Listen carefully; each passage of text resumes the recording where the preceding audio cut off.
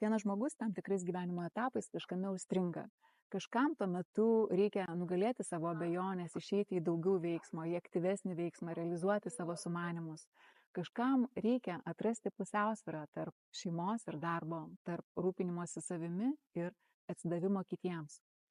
Ir aukščiausio aš metodika padeda tai pamatyti, neprisirišant, nesuasmeninant, o būtent iš sielos lygmens, tarytum iš viršaus, pamatyti priežastis ir rasti sprendimus. Sprendimai yra viduje. Tiesiog tam, kad juos pasiekti, reikalingas gidas, reikalingas metodas. Šitas metodas, aukščiausio aš, yra ypatingai malonus, neskausmingas ir greitas. Didžioji dalis žmonių, kurie ateina pas mane išbandyti aukščiausio aš metodą, yra logiški žmonės, praktiniai žmonės, labai racionalūs ir strateginiai.